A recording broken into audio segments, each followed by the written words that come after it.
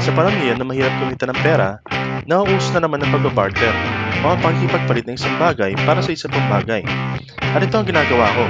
Naghahanap ako ng mga bagay na hindi ko na kailangan para ipalit sa mga bagay na kailangan ko.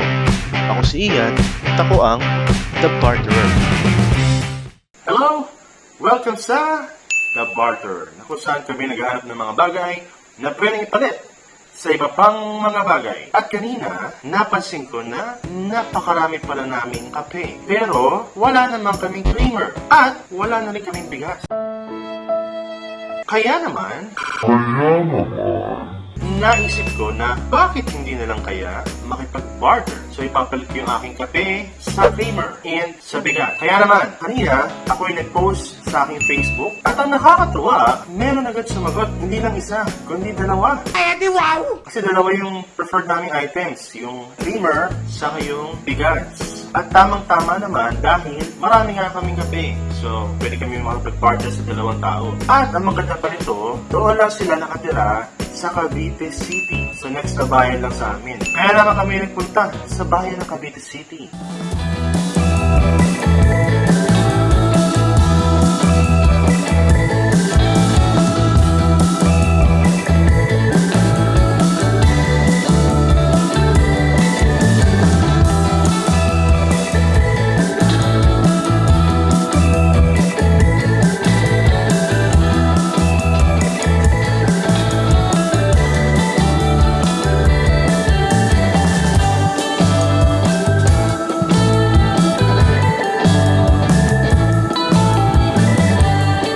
Aming unang ka-barter.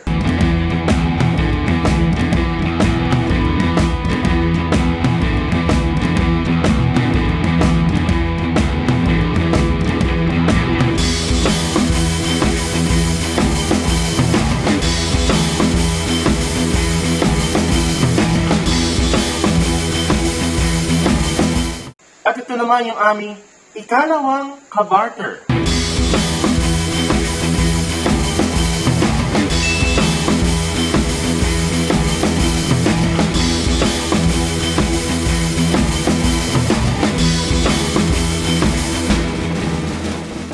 Naman successful yung aming barter kanina. At naisip ko na dahil marami nga kami kape, bakit kaya hindi kami gumawa ng nauuso ngayon? Actually, hindi na nga siya uso, nahuli na naman kami, na Dalgona coffee. At para tulungan akong gumawa nito, kailangan ko ang tulong ng aking asawa. Aking asawa, pasok!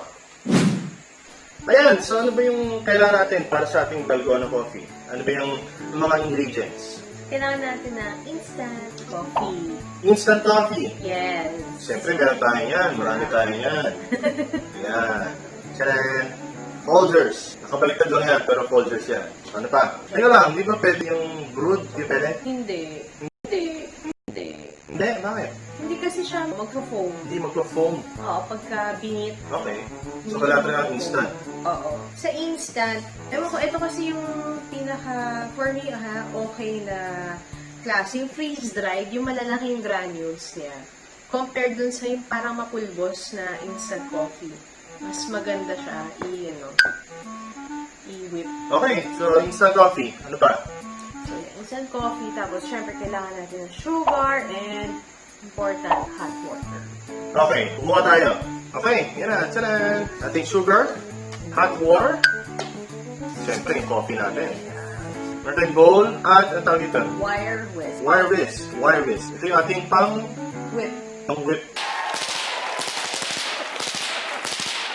So ano na? Ano lagyan natin? So, ayan, open na natin. So, pakita natin Open. sa kanila yung itsura ng freeze-dried na coffee. Kasi usually makikita natin sa supermarket yung powder na powder. Ayun, sumingaw ko siya.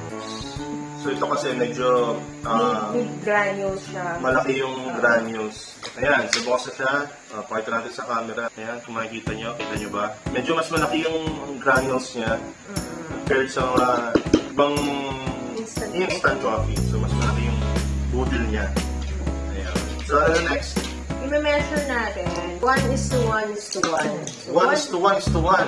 Ano yung 1? 1 teaspoon ng instant coffee, 1 teaspoon ng sugar, and 1 teaspoon yan ng hot water. 1 teaspoon ng hot water.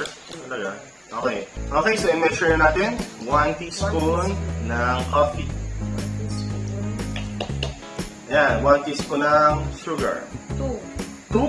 Kasi 2 na Okay. So 2 Oo. Basta same amount. Same amount. Oo. 1 is to 1 is 1. So kung ilang teaspoon ginawa ko sa coffee, dapat ganun din sa sugar, Pati sa hot. pati sa hot water. Okay, so lagyan natin ng tubig. Yes. Salin mo natin dito para safe.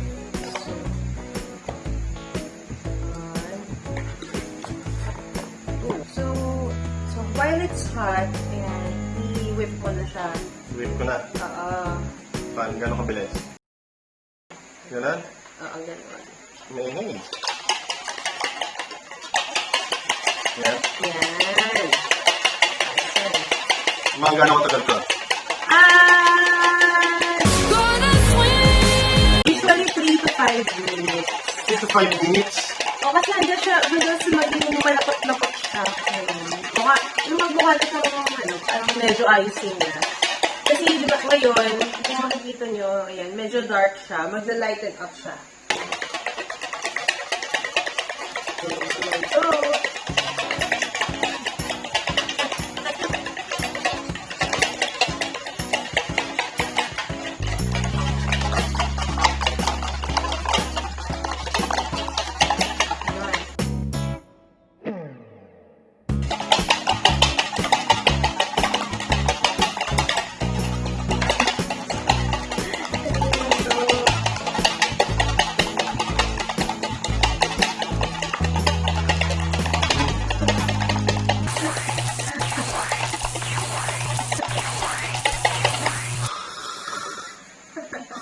So, Thousands of tears later.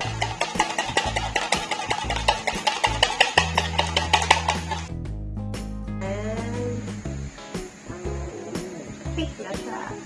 Ayan, so, ayan, di ba? Kanina, dark siya. Ngayon, pag natapos nyo siya i-whip, it's lighter in color. Ayan, so okay na ba? Yep. So anong next? Ayan, lalagay siya sa, usually lalagay siya sa milk. Sa milk. Pero pwede mo siyang kainin na ganyan? Pwede naman, tikol mo. Pwede.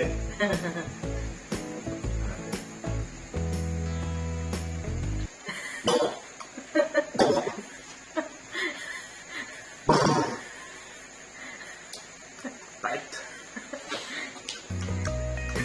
Tight. Ayan. So ano, lagyan ng milk? Yep. Okay. Milk. Ito milk. Okay, so ato yung ating milk na merong yelo. Pwede rin naman siyang hot, di ba? Okay lang sa hot. Hot milk.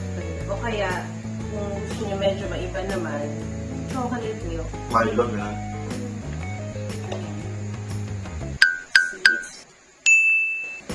Ito, parang hindi ako nakatulog yun. Kasi ang dami ko. Ayan. Ayan. And Ay, sino ka-invento nito? No? Saan pa nauso to? tapos yun ang quarantine, nag-lockdown. Tapos, galing siya sa South Korea. South Korea? Talaga? Oo. Doon siya nauso? Doon siya nauso kasi merong, ayun, Basahin mo yung cheat mo.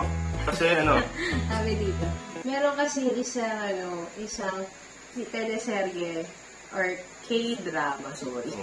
K-drama sa Korea, yung Stars Top Recipe at Fun Restaurant. tapos, Meron isang actor doon, si Jung Il-woo, nag-order siya ng whipped coffee sa Macau. Tapos, ito, ganyan siya. Tapos, ngayon, nung tinikman niya, yung lasa daw, kalasa nung Dalgona candy sa Korea. Dalgona candy Oo. sa Korea. Ano ba yung sabihin ng Dalgona? Honeycomb toffee. Ano yung toffee? Igawa rin siya sa sugar, tapos may baking soda. So, yung sugar, iluluto mo hanggang sa matunaw siya. Well, hindi ba ng water sugar sa pan, tapos heat mo hanggang sa malusaw. Tapos, pag amber na yung color niya, off-heat, lalagyan mo ng baking soda para mag-bubble siya. Ay, magkakaroon siya chemical reaction. Ang kung chemical reaction na yun. So, bubble-bubble siya. So, pag nang-bubble siya, ilalagay mo siya sa isang lalagyanan na hindi madikit. Gaya yung silpat. Ayan. Sinantay mo na siya tumigas. Tapos pwede mo nang basagin, lagay mo sa, gano'n din, sa milk. Nilagay siya sa milk or pwede milk and coffee. Ano ba yung tsura nun? Ito may ginawa kanina. Ayan siya, Dalgona sugar. Dalgona sugar? Ito muna. Kaya ka ba? Barter. Pagis natin mo.